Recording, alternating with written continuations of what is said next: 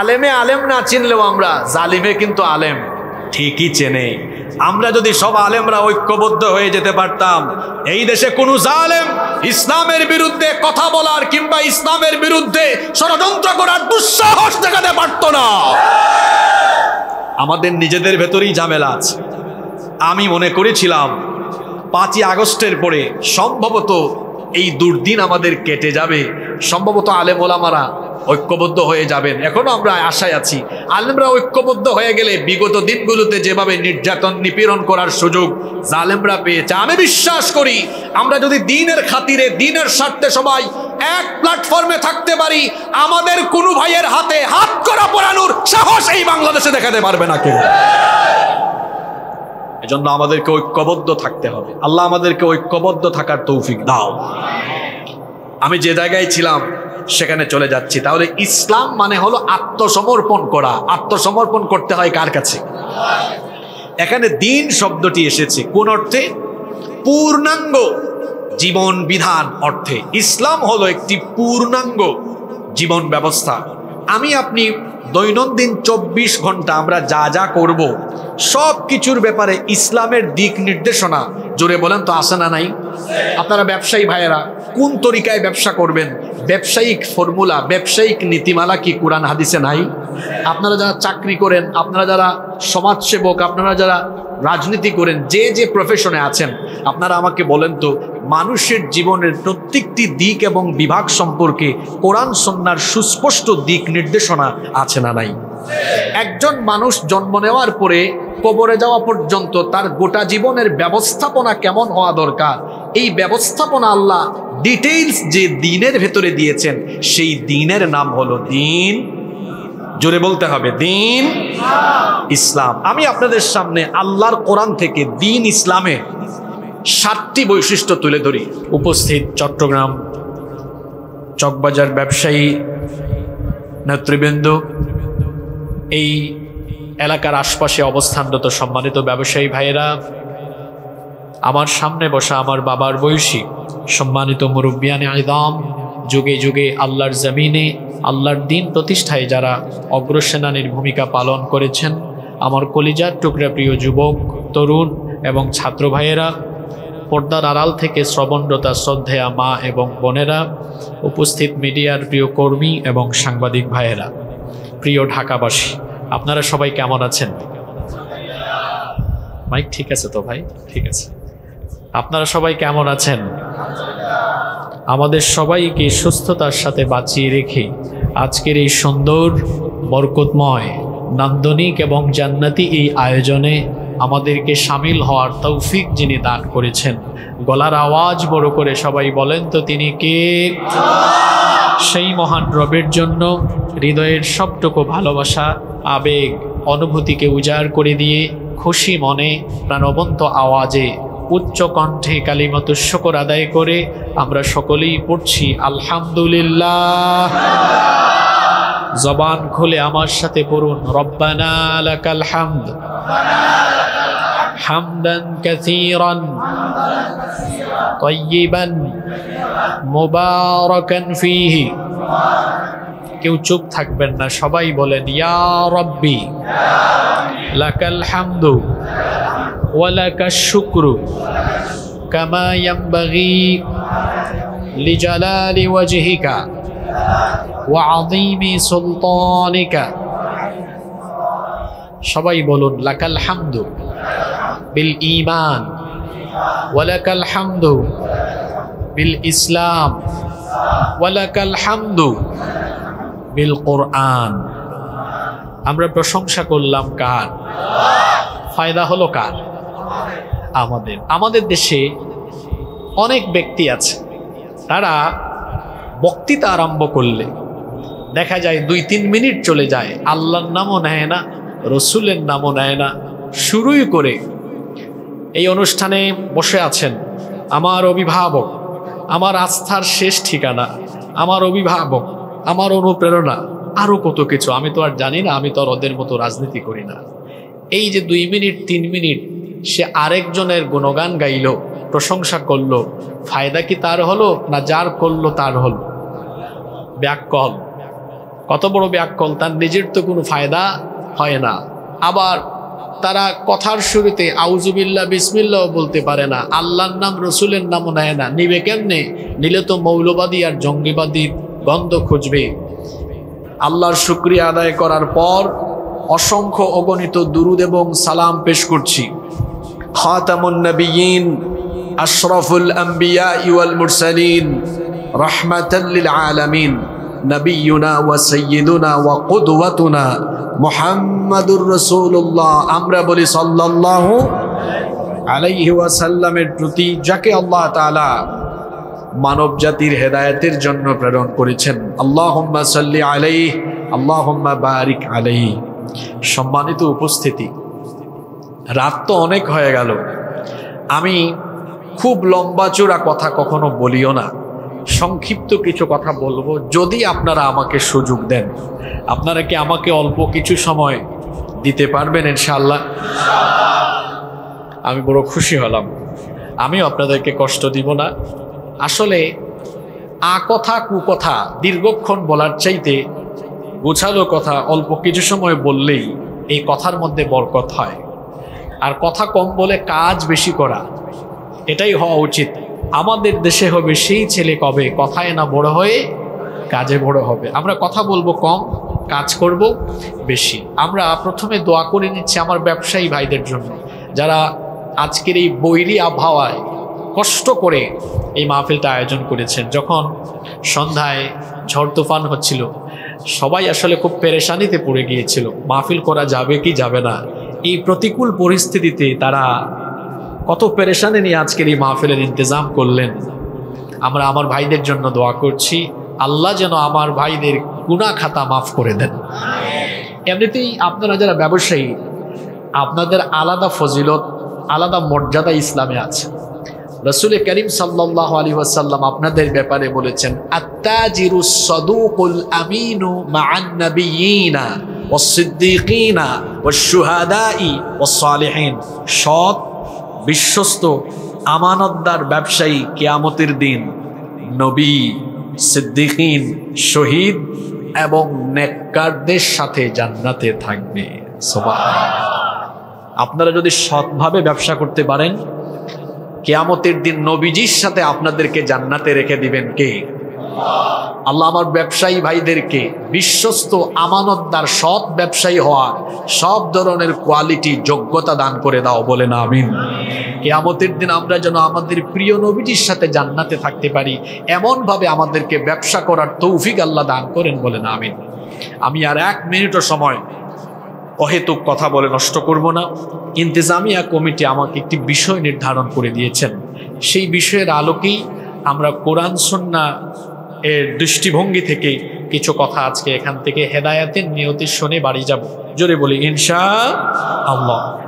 আমাকে কোরআনুল কারীমের 3 নম্বর সূরা আলে ইমরানের 19 নম্বর আয়াত আলোচনা করার জন্য দেওয়া হয়েছে।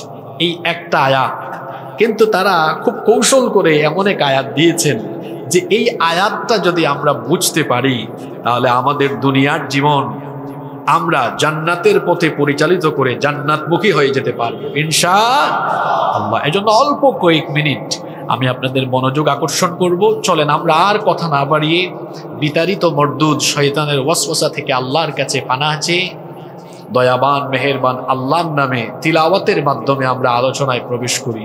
সওয়াবের নিয়তে আপনারা কি এই আয়াতটা আমার সাথে তিলাওয়াত করতে পারবেন না? চলেন আমরা একসাথে পড়ি। আউযু বিল্লাহি মিনাশ শাইতানির রাজীম। বিসমিল্লাহির রাহমানির রহিম। ইন্নাদ দীনা ইনদাল্লাহিল ইসলাম ওয়ামা ইখতালাফা আল্লাযীনা উতুল কিতাবা ইল্লা মিন বা'দি মা জাআহুমুল ইলমু বাগয়াম বাইনাহুম ওয়া মান يكفر بآيات الله فإن الله سريع الحساب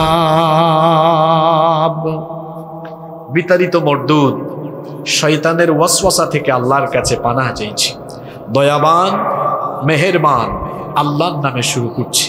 ইরশাদ হচ্ছে ইন্নাদ-দীনা ইনদাল্লাহিল ইসলাম, নিশ্চয়ই আল্লাহর কাছে একমাত্র মনোনীত দ্বীনের নাম হলো ইসলাম।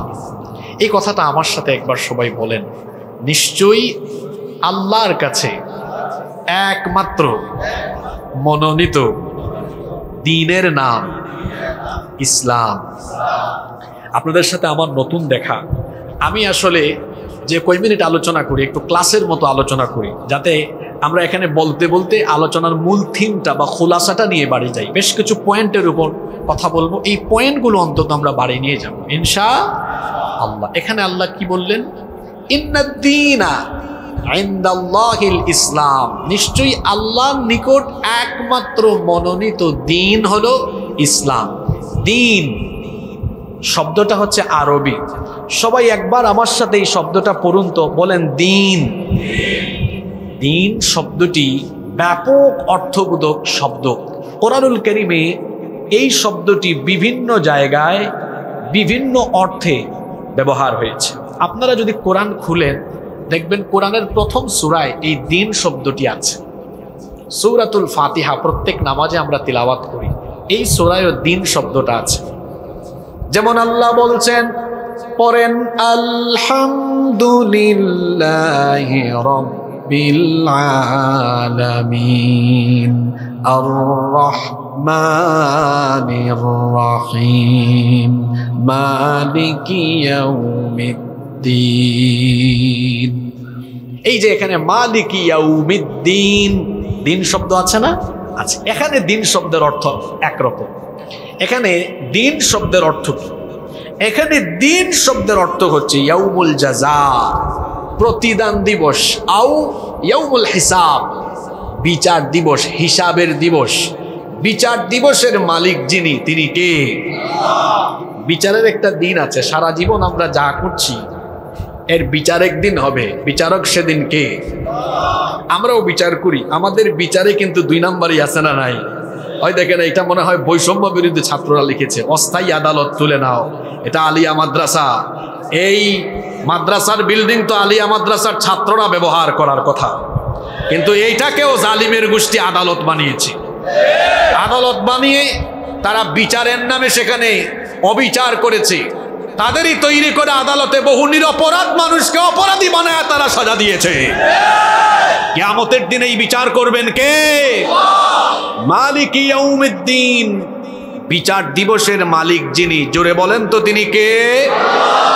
এখন আপনারা আমাকে বলেন, সূরা ফাতিহায় যে দিন শব্দ আছে, সূরা ফাতিহায় আসা দিন শব্দের অর্থ হলো বিচার দিবস, প্রতিদান দিবস। তাহলে এখানে দিন শব্দের অর্থ বোঝানো হয়েছে বিচার দিবস।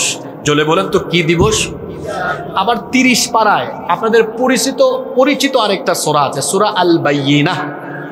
এই সূরায়ও দিন শব্দ এসেছে, এটা 5 নম্বর আয়াতে এসেছে।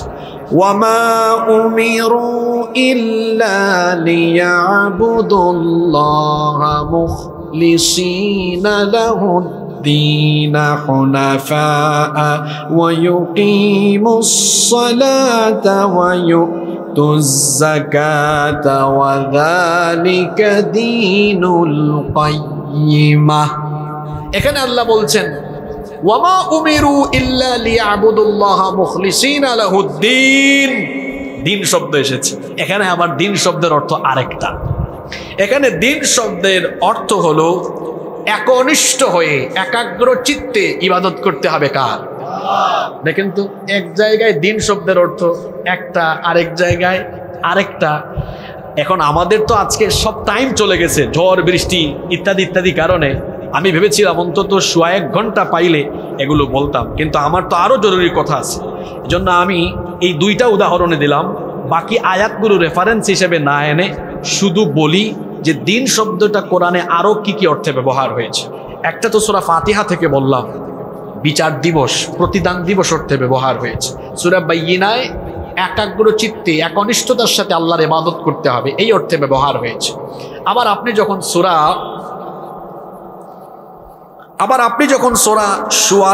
সূরা পড়বেন, সূরা সূরা এর 21 নম্বর আয়াতেও দেখবেন দিন শব্দটা এসেছে। সেখানে এটি শরীয়তের আহকাম বা ইবাদতের তরিকা বোঝাতে গিয়ে দিন শব্দটি ব্যবহার করা হয়েছে।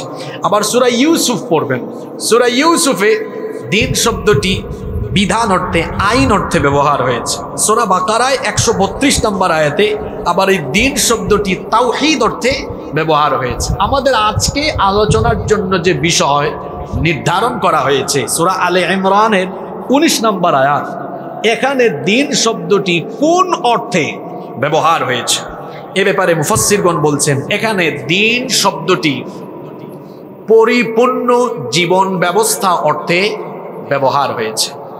আমাদের দেশে বেশিরভাগ মানুষের একটা কমন ভুল হলো, তারা মনে করে দিন শব্দের অর্থ মনে হয় ধর্ম। এটা ভুল ব্যাখ্যা। দিন শব্দের অর্থ ধর্ম নয়। ধর্ম কি? ধর্ম মানে কোনো বিষয় ধারণ করা। যেমন আগুনের ধর্ম কি? পুড়িয়ে ফেলা। পানির ধর্ম কি? ভিজিয়ে ফেলা। এজন্য আমরা বলি না আগুনের ধর্ম পুরানো। ধর্ম মানে কোনো একটা বিষয় ধারণ করা। কিন্তু দিন শব্দের অর্থ হলো, এটা দানা ইয়াদিনু, এই শব্দের অর্থ হলো আবদুল্লাতু ওয়াল ইনকিয়াদ, আনুগত্য। আনুগত্যের জন্য হুকুম আসে একজনের তরফ থেকে। আমরা যারা ইসলামে দাখিল হয়েছি আমরা সবাই আনুগত্য করি কার? জোরে বলেন কার? আচ্ছা, ইসলাম শব্দের অর্থ কি? আমি জানতাম আপনারা এটাই বলবেন। কোথায় পেয়েছেন এটা? ইসলাম শব্দের অর্থ শান্তি নয়, এটাও ভুল। ইসলাম শব্দের অর্থ হলো সারেন্ডার করা, আত্মসমর্পণ করা। ইসলাম শব্দের অর্থ কি? এত সহজ নয়। জাতির পিতা, জাতির পিতাকে 16-17 বছর গুতা খাইয়া একটু জবান খুলে বলতেও পারেন না। জাতির পিতাকে জোর করে জাতির ঘাড়ে জাতির পিতা চাপিয়ে দেওয়া যায় না। জাতির পিতা বানিয়েছেন কে? মিল্লাতে আবিকুম ইব্রাহিম। আল্লাহ বলছেন তোমাদের মিল্লাতের পিতা, জাতির পিতা হলেন ইব্রাহিম আলাইহিস সালাম। তাকে জাতির পিতা বানিয়েছেন কে? ইব্রাহিম আলাইহিস সালামকে আল্লাহ বললেন আসলিম, তিনি বলেছেন আসলিম। আল্লাহ বললেন আসলিম, আত্মসমর্পণ করো। তিনি বললেন আসলামতু লিরাব্বিল আলামিন, আমি সারেন্ডার করলাম, আত্মসমর্পণ করলাম জগৎ সমূহের রবের কাছে, জগৎ সমূহের প্রতিপালক যিনি। জোরে বলেন তো তিনি কে? ইসলাম মানে হলো আমার ইচ্ছাকে আল্লাহর ইচ্ছার উপরে সুপর্দ করলাম। তার মানে হলো আমি আমার সব কিছুর ইচ্ছাকে আল্লাহর ইচ্ছার উপরে দিয়ে দিলাম। আল্লাহ যেটা বলবেন সেটা করব, আল্লাহ যেটা করতে নিষেধ করেছেন তা থেকে নিজেকে সেফ রাখবো। এটার নাম ইসলাম। এটার নাম কি? যে ব্যক্তি ইসলামে আত্মসমর্পণ করে ঢুকে সে হলো আত্মসমর্পণকারী, তার নাম হলো মুসলিম। তার নাম হলো কি?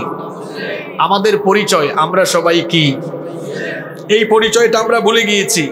আমরা এখন এই পরিচয় ভুলে গিয়ে কেউ আমরা আমাদেরকে পরিচয় দিই আমি কওমি, কেউ বলে আমি আলিয়া, আরেকজন বলে আমি আহলে হাদিস, আরেকজন বলে আমি সুন্নি, আবার আরেকজন বলে আমি সুন্নি হইলেও আমি একটু কড়া গরম, আরেকজন কয় আমি একটু ঠান্ডা, আরেকজন কয় আমি একটু মিডিয়াম টাইপসের।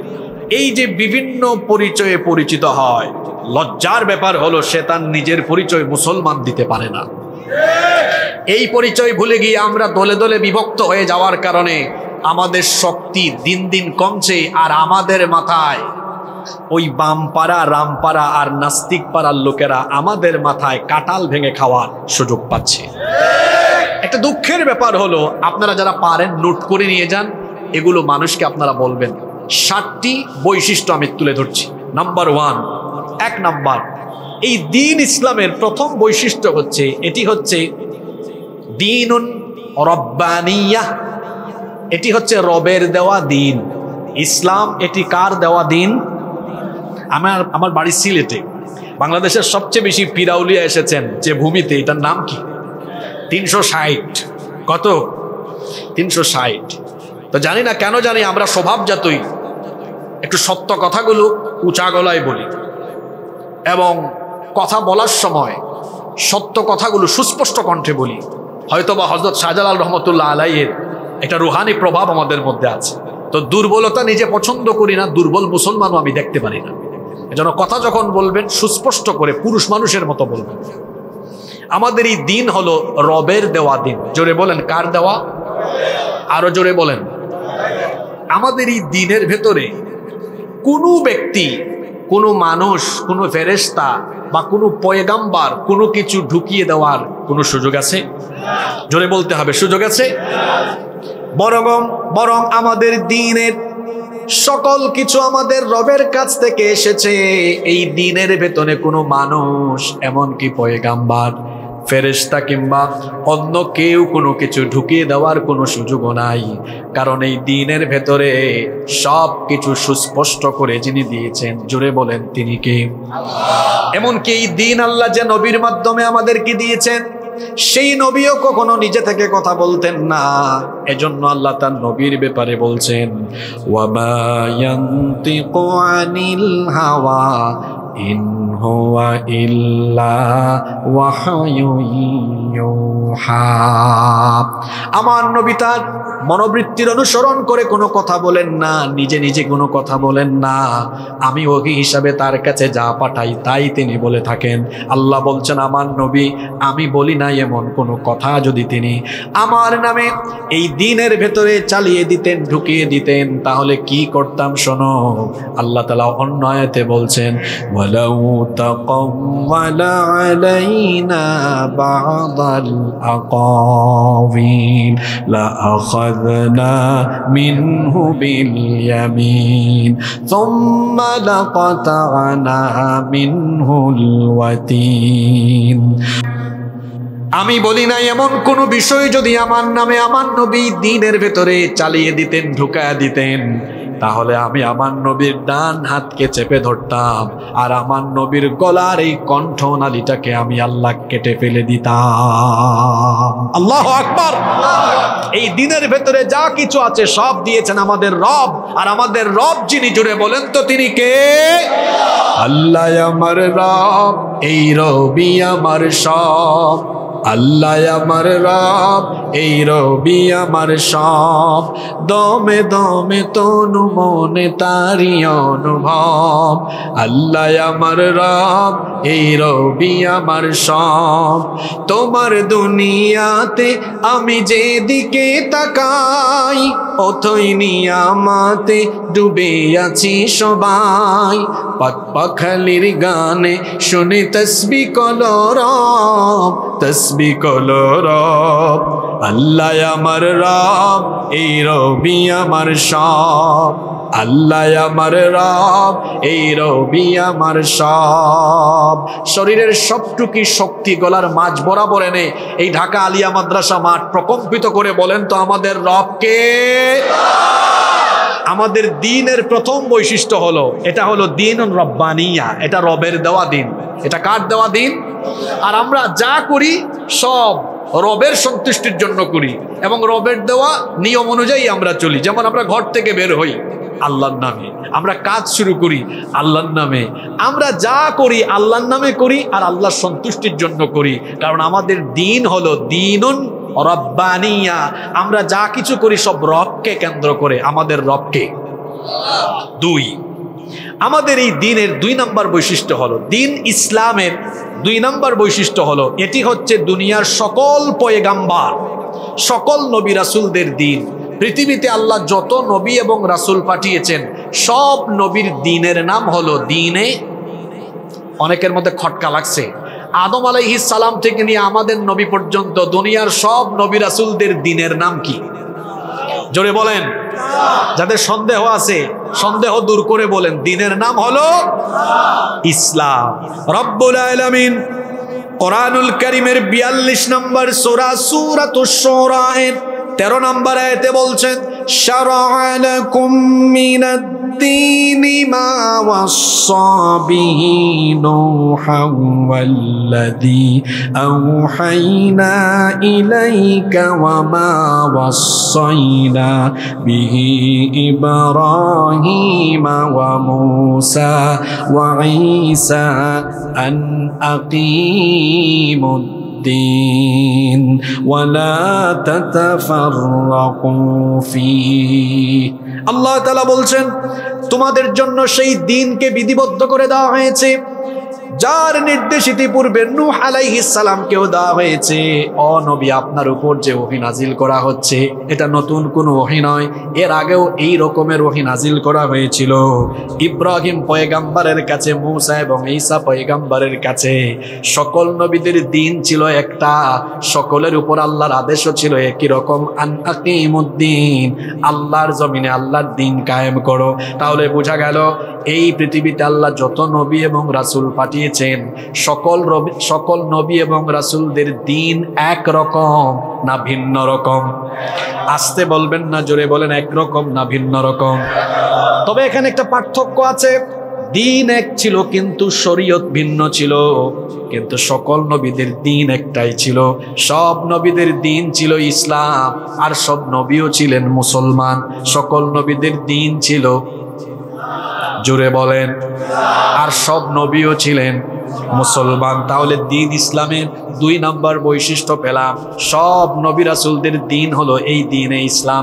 3 নম্বর, দ্বীন ইসলামের 3 নম্বর বৈশিষ্ট্য হলো এটা হলো আল্লাহর মনোনীত চূড়ান্ত দ্বীন। এই দ্বীন ছাড়া অন্য কোনো দ্বীনের আলোকে, অন্য কোনো পথ মতের আলোকে কেউ যদি জীবন পরিচালনা করে, ওই ব্যক্তির দুনিয়াও ধ্বংস হবে, আখিরাতও ক্ষতিগ্রস্ত হবে। কারণ এই দুনিয়ার জীবন ছেড়ে আমরা যখন পরপারে চলে যাব, কবরে যাওয়ার পরেও সেখানে আপনার জন্য 3টা প্রশ্ন আছে। এই 3টা প্রশ্নের মধ্যে একটা প্রশ্ন হবে দ্বীন সম্পর্কে। আপনারা সবাই জানেন কবরে যাওয়ার পরে কবরের সুআল, কবরের প্রশ্ন মোট কয়টা? আসতে বলবেন না, জোরে বলেন, কয়টা?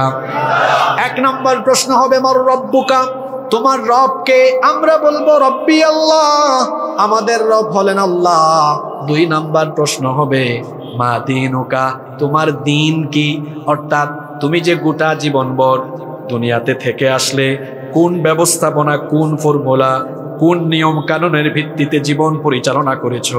যারা আল্লাহর দেওয়া দ্বীন বাদ দিয়ে কার্ল মার্কসের, লেনিনের, আব্রাহাম লিঙ্কনের কিংবা পৃথিবীর বিভিন্ন অখ্যাত কুখ্যাত সুখ্যাত ব্যক্তির দেওয়া জীবন দর্শন আদর্শ ফলো করে তার জীবনকে পরিচালনা করেছে, তারা বলবে দ্বীন আবার কি? কিছুই তো জানি না, লা আদ্রি, কিছুই আমি জানি না। ফেরেশতার বাড়ি তখন একটাও কিন্তু আর অন্যদিকে যাবে না। কিন্তু যারা গোটা জীবন ভর আল্লাহর দেওয়া দ্বীনের ভিত্তিতে জীবন পরিচালনা করেছে, পরিবার পরিচালনা করেছে, সমাজ রাষ্ট্র পরিচালনা করেছে, যখন ফেরেশতা বলবে মা দীনুকা, তোমার দ্বীনের নাম কি? সে সঙ্গে সঙ্গে বলে উঠবে দীনি আল, জোরে বলেন, দীনি আল। তাহলে বোঝা গেল দুনিয়া থেকে যাওয়ার পরেও দ্বীন সম্পর্কে প্রশ্ন আছে না নাই? আসতে বলবেন না, জোরে বলেন, প্রশ্ন আছে না নাই? দ্বীন ইসলামের 3 নম্বর বৈশিষ্ট্য হলো, এটি হলো আল্লাহর তরফ থেকে মনোনীত করা চূড়ান্ত দ্বীন। এই দ্বীন বাদ দিয়ে যদি কেউ অন্য আদর্শ, অন্য পথ বা মতপথ সে যদি ফলো করে, দুনিয়াও শেষ হবে, আখিরাতও ধ্বংস হবে।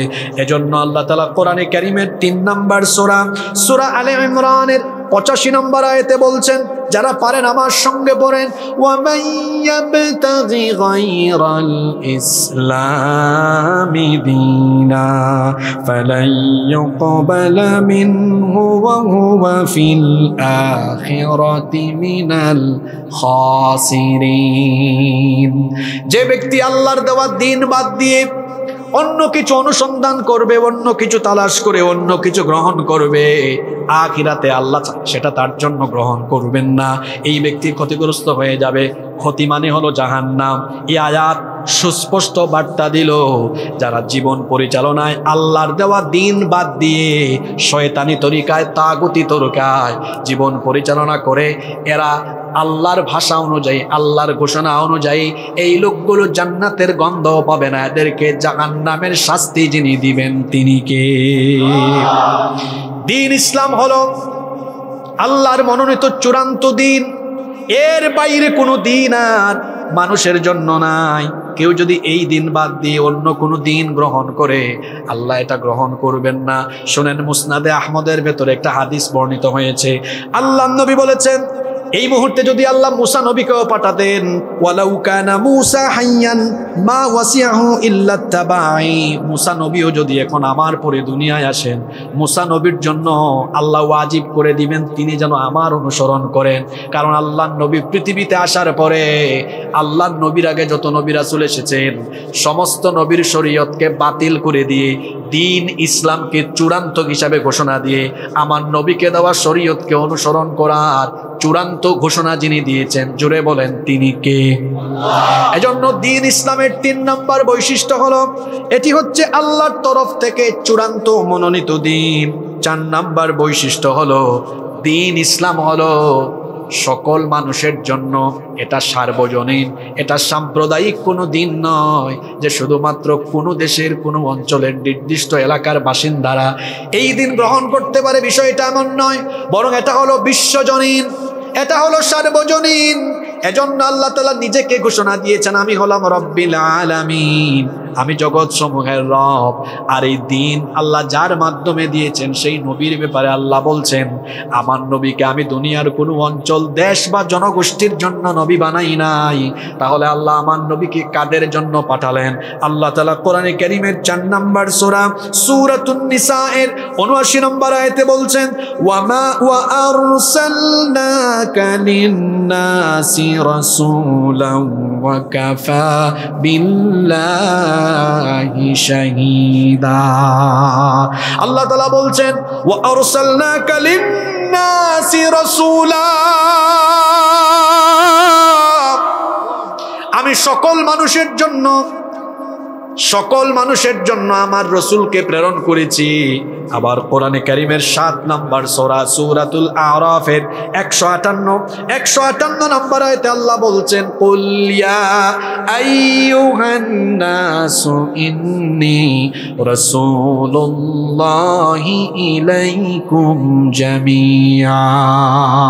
হে নবী, আপনি বলুন, আমি নির্দিষ্ট কোনো গোষ্ঠীর জন্য নয়, বরং তামাম দুনিয়ার সকলের জন্য আল্লাহর তরফ থেকে রসুল হিসাবে এসেছি। সুবহানাল্লাহ পড়বেন না? আমাদের দিন ইসলাম হলো বিশ্বজনীন, এটা সার্বজনীন, সকল মানুষের জন্য আল্লাহ এই দিন দিয়েছেন, এটা কোনো সাম্প্রদায়িক দিন নয়। এজন্য আল্লাহ নিজের পরিচয় দিয়েছেন সার্বজনীন ভাবে, আমি সবার রব।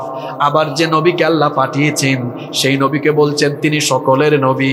আবার আল্লাহ যে কিতাব আমাদেরকে দিয়েছেন, এই কিতাব কোরআনকে আল্লাহ সাম্প্রদায়িক কোনো কিতাব বানান নাই, এটা মুসলমানদের কিতাব নয়। যদি মুসলমানদের কিতাব হতো আল্লাহ কোরআনে বলতেন হুদাল্লিল মুমিনিন, হুদাল্লিল মুসলিমিন। কিন্তু কোরআন পড়েন, গবেষণা করেন, দেখবেন কোথাও এই ধরনের সাম্প্রদায়িক কথা নাই, বরং কোরআনের মধ্যে আল্লাহ বলেছেন, এই আয়াত আমি জানি আপনাদের সবার মুখস্থ আছে, সওয়াবের নিয়তে আমার সাথে তিলাওয়াত করেন, শাহরু রমাদানাল্লাযী উনজিলা ফীহিল কুরআনু হুদাল লিন-নাসি ওয়া বায়িনাতিম মিনাল হুদা ওয়াল ফুরকান।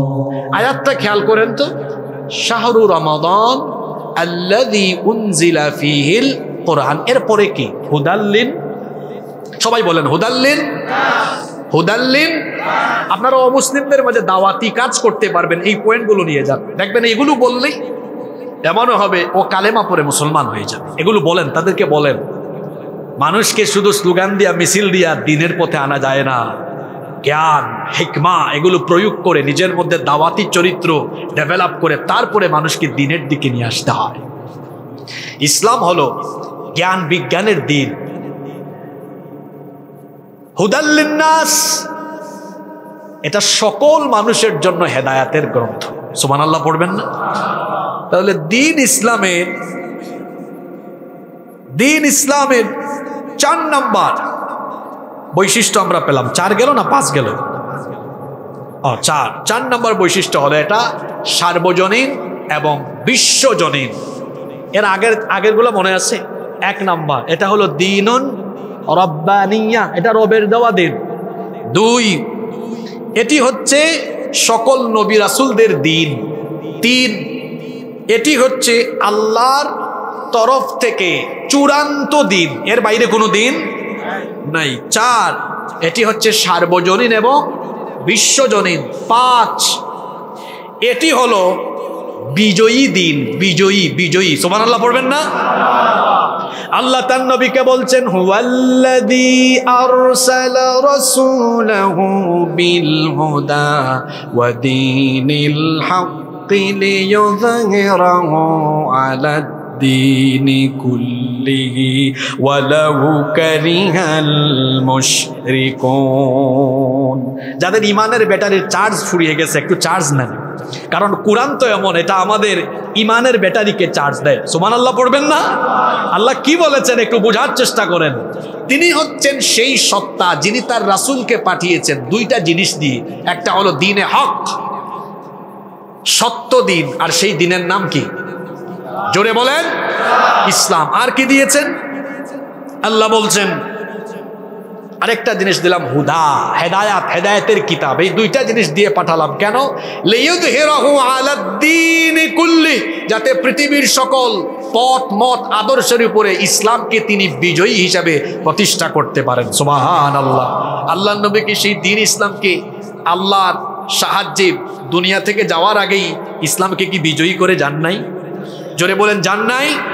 কাফেররা চেয়েছিল ইসলামের আলোকে নিভিয়ে দিতে। আল্লাহ তাআলা তার নবীকে দেওয়া ওয়াদা পূরণ করেছেন। 13 বছর মক্কায় জুলুম, নির্যাতন, রক্ত আর জীবনের কুরবানি দিলেও এরপরে ওফাতের আগে 10টি বছর এই ইসলাম মদিনার রাষ্ট্রে কায়েম করে কোরআনকে সংবিধান বানিয়ে তিনি একটি সোনালী রাষ্ট্র প্রতিষ্ঠা করে গিয়েছিলেন। এখান থেকে আমাদের জন্য মেসেজ আছে, বার্তা আছে। আমাদের উপরে যত জুলুম, নির্যাতন, জেল, জুলুম আর ফাঁসি আসুক না কেন, আমাদের বিজয় হবেই হবে। কারণ আল্লাহ বলেছেন ইসলাম হলো বিজয়ী দিন। আমাদেরকে পরাজিত করার শক্তি দুনিয়াতে কারো নাই। হ্যাঁ, আল্লাহ তাআলা এই দিনকে বিজয়ের জন্য আমাদের কাছে রক্ত চান, জীবন চান। আমরা আমাদের রক্ত আর জীবন আল্লাহর দ্বীনের জন্য ওয়াকফ করে দিতে রাজি আছি, কারণ আমরা আল্লাহর দ্বীনকে দুনিয়াতে বিজয়ী দেখতে চাই। আল্লাহ বলেছেন যারা আমার এই দ্বীনের জন্য রক্ত আর জীবন দিবে, আমি তাদের শাহাদাত আর কুরবানির বিনিময়ে এই দ্বীনকে দুনিয়ার বুকে বিজয়ী করে দিব। আল্লাহু আকবার।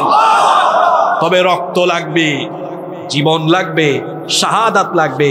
এই যে আলিয়া মাদ্রাসায় এতগুলা বিল্ডিং, ঢাকা আলিয়া মাদ্রাসায়, এই বিল্ডিংগুলো বানাতে গিয়ে কত ইট, বালু, পাথর ওই সময় নিচে পড়ছে, পড়ে নাই? জোরে বলেন, পড়ে নাই? পড়ছে। তাহলে বোঝা গেল একটা বিল্ডিং বানাতে গেলে সব ইট, বালু, পাথর বিল্ডিংয়ে ব্যবহার হয় না, কিছু নিচে পড়ে যায়। আমরা যদি ইসলামের একটি ইমারত, ইসলামের বিল্ডিং যদি নির্মাণ করতে চাই, তাহলে আমাদেরকেও আল্লাহর দ্বীনের জন্য এমন বহু ব্যক্তিকে শহীদ হয়ে মাটির নিচে মাকফুন হয়ে যাওয়া লাগবে। তবে আমাদের কোনো ভয় নাই, হারাবার তো কিছুই আমাদের নাই। আমার জাতীয় কবি বলেছেন, উহারা চাহুক দাসের জীবন, আমরা শহীদি দরজা চাই। নিত্য মৃত্যু ভিতরা, মোরা মৃত্যু কোথায় খুঁজে বেড়াই। ওরা মৃত্যুকে ভয় করে, আমরা মৃত্যুকে ভয় করি না, কারণ আমরা আল্লাহর দ্বীনের জন্য মৃত্যুকে শাহাদাতের সেতু হিসাবে মনে করে আমরা আল্লাহর জান্নাতে যাওয়ার জন্য হাসি মুখে শহীদ হতে জানি। যদি আল্লাহর দ্বীনের জন্য আমাদের জীবন কুরবানি করার দরকার হয়, কারা কারা রাজি আছেন আল্লাহকে একটু দেখান তো।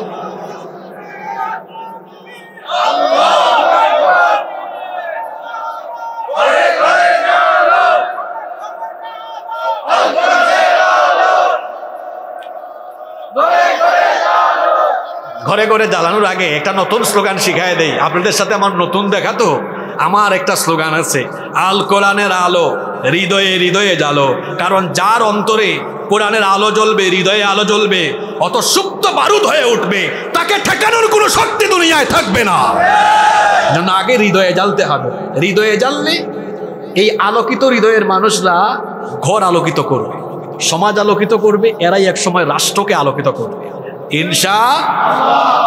আপনাদের মনে বেশি কষ্ট হয়ে যাচ্ছে, মোনাজাত দিয়ে দিব নাকি 10-15 মিনিট সুযোগ দিবেন? আচ্ছা, তাইলে কয়টা বললাম? 5টা। জোরে বলেন কয়টা? নাম্বার 6, দ্বীন ইসলামের 6 নাম্বার বৈশিষ্ট্য হলো এই দ্বীনের ভেতরে কেউ কিছু বাড়াতেও পারবে না, কেউ কিছু কমাতেও আপনারা কি পারবেন? দিন ইসলামের ভেতরে আমাদের মতো কোনো হুজুর কিছু বাড়াতে পারবে, কমাতে পারবে? কিন্তু দেখেন, আমাদের আগে অন্যান্য নবীদেরকে দেওয়া আসমানি কিতাব তাওরাত জাবুর এগুলো ইহুদি খ্রিস্টানরা ইচ্ছা মতো জোড়াতালি দিছে, কিছু বাদ দিয়েছে, কিছু আবার অ্যাড করে দিয়েছে। এগুলো অবিকৃত নাই, সব বিকৃত হয়ে গিয়েছে, পরিবর্তন হয়েছে। কিন্তু আমাদের কিতাব কোরআনে কারীম এটা ১৫০০ বছর আগে নাজিল হয়েছে, এখন পর্যন্ত কি একটা নুকতাও পরিবর্তন হয়েছে? হওয়ার কোনো সম্ভাবনা আছে? নাই, কারণ এটার সংরক্ষণকারী কে? ইন্না নাহনু নাযালনা যিকরা ওয়া ইন্না লাহু লাহাফিযুন।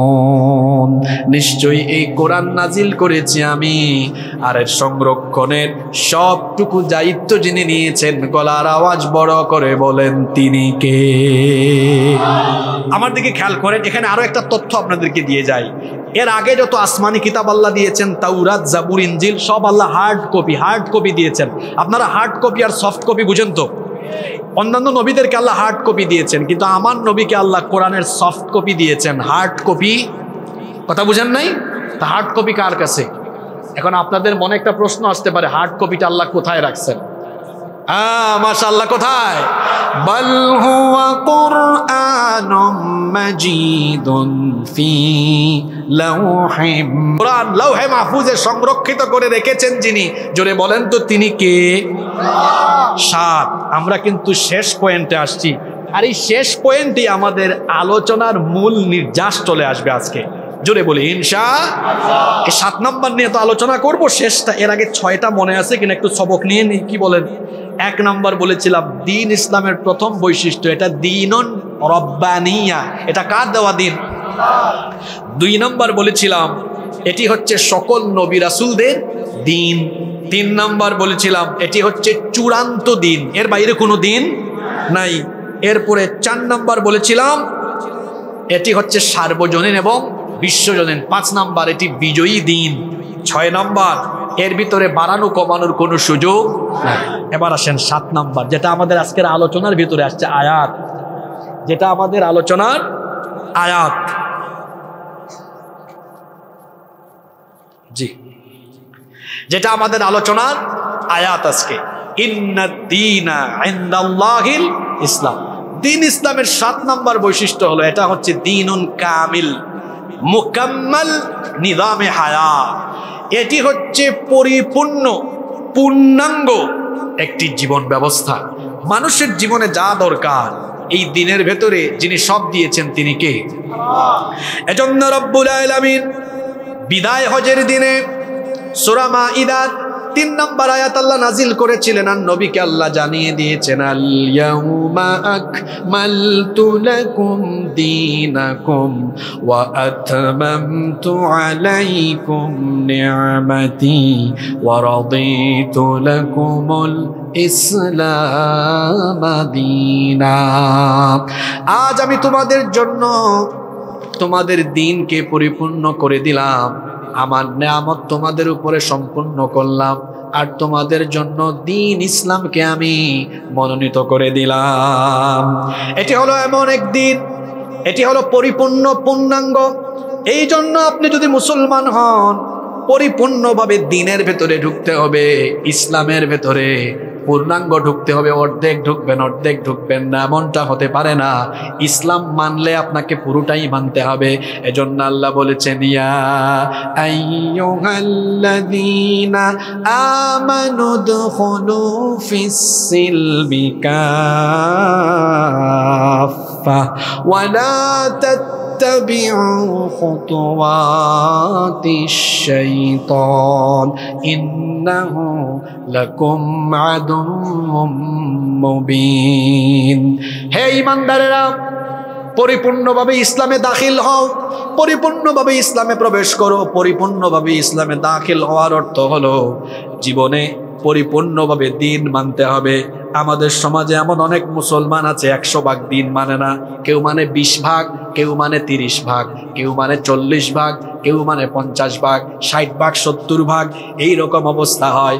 ঈমান আনলে আপনাকে পরিপূর্ণভাবে দ্বীনের ভেতরে ঢুকতে হবে। এমনটা করা যাবে না যে আমি শুধু নামাজ, রোজা, হজ, যাকাত দ্বীন অনুযায়ী, ইসলাম অনুযায়ী পালন করব, কিন্তু আমার ব্যবসা প্রতিষ্ঠান এটি আমার নিজের মতো শয়তানের মতো পরিচালনা করব। আমি আমার রাজনীতি, আমি আমার অর্থনীতি আমার নেতার মতো, নেত্রীর মতো করব না, এমনটা হওয়া যাবে না। যদি দ্বীন ইসলামের ভেতরে আপনি প্রবেশ করেন, তাহলে জীবনের সব কিছু পরিচালনা করতে হবে আল্লাহর দেওয়া দ্বীন ইসলাম অনুযায়ী। যদি আপনি কিছু মানেন আর কিছু না মানেন, তাহলে পরিপূর্ণ ইমানদার হতে পারবেন না। যারা ইসলামের কিছু মানে আর কিছু মানে না, এরা মুমিন হতে পারে না। কোরআনে কারিমে আল্লাহ এদেরকে মুনাফিক বলেছেন। আল্লাহ বলছেন, ওয়া ইদা কিলা লাহুম তাআলাউ ইলা মা আনজালাল্লাহু ওয়া ইলার রাসূলি রাআইতাল মুনাফিকিনা ইয়াসুদ্দুনা আনকা সুদুদা। আর যখন তাদেরকে বলা হয় ফিরে আসো আল্লাহ যা নাজিল করেছেন আল্লাহর বিধানের দিকে আর রাসূলের তরিকার দিকে, নবী তখন আপনি দেখবেন যারা দ্বীন ইসলামকে পরিপূর্ণভাবে ধারণ করে না, লালন করে না, রাআইতাল মুনাফিকিনা, সেই সকল মুনাফিকদেরকে আপনি দেখবেন ইয়াসুদ্দুনা আনকা সুদুদা, পাশ কাটিয়ে তারা চলে যায়। যারা দ্বীন ইসলামে পরিপূর্ণ দাখিল হবে, তারা পরিপূর্ণভাবে জীবনের সকল ক্ষেত্রে দ্বীন মানবে। ঈমান আনলে, কালেমা পড়লে এটাকে ভাগাভাগি করা যাবে না। কিন্তু আজ দেখেন আমার সমাজের দিকে আপনি তাকায় দেখেন, মানুষ কিভাবে দ্বীন প্র্যাকটিস করছে। নামাজে যায়, রোজা রাখে, হজ করে, যাকাত দেয়, জিকির আজকার করে, মাহফিলের আয়োজন করায়, শ্রোতা হয়, বক্তা হয়, আয়োজক হয়, কিন্তু দেখা যায় সেই লোকটা তার জীবনের বিভিন্ন জায়গায় দ্বীন মানে না। অবস্থা এমন হচ্ছে, বিয়ে বাড়িতে ইমাম সাহেব ডেকে এনে খুতবা দিয়ে কোরআন তেলাওয়াত করে দুয়ার মাধ্যমে বিয়ে পড়ানো হচ্ছে, কিন্তু আগের রাতে গায়ে হলুদের নামে কোরআন বিরোধী, ইসলাম বিরোধী কার্যক্রম সেই বাড়িতে চলল। ব্যবসা প্রতিষ্ঠান উদ্বোধনের সময় আলেম এনে তারপরে দুয়া অনুষ্ঠানের আয়োজন করে ব্যবসা প্রতিষ্ঠান উদ্বোধন করা হলো, কিন্তু সুদের টাকা, ঘুষের টাকা দিয়ে ব্যবসা প্রতিষ্ঠান উদ্বোধন করা হলো। দুয়ার মিলাদের অনুষ্ঠান দিয়ে ব্যবসা প্রতিষ্ঠান উদ্বোধন করেছে, কিন্তু দেখা যায় 2 নাম্বারি উপায়ে ব্যবসা করে। পার্লামেন্টের অধিবেশন শুরু হওয়ার আগে কোরআন তেলাওয়াত দিয়ে পার্লামেন্টের অধিবেশন আরম্ভ করে, তেলাওয়াতের 15-20 মিনিট পরে সেই পার্লামেন্টে আবার কোরআন বিরোধী আইন পাশ করে। এইভাবে করে জীবনের সকল দিক এবং বিভাবে শুধুমাত্র কোরআনকে তেলাওয়াত, খতম, ঝাড় ফুঁক আর তাবিজের কিতাবে সীমাবদ্ধ রেখে জীবনের সকল ক্ষেত্রে কিংবা জীবনের কোনো ক্ষেত্রে দ্বীন বিরোধী, কোরআন বিরোধী কাজ করে যারা, ইমানদার নামের খাঁটি মুনাফিক হলো তারা। আল্লাহ এদের ব্যাপারে বলছেন, আফাতুমিনুনা বিবাদিল কিতাবি ওয়া তাকফুরুনা বিবাদ ফামা জাযাউ মান ইয়াফআলু যালিকা মিনকুম ইল্লা খিzyun ফিল হায়াতিদ দুনিয়া ওয়া ইয়াউমাল কিয়ামাতি ইউরাদ্দুনা ইলা আশাদ্দিল আযাব ওয়া মাল্লাহু বিগাফিলিন আম্মা তা'মালুন।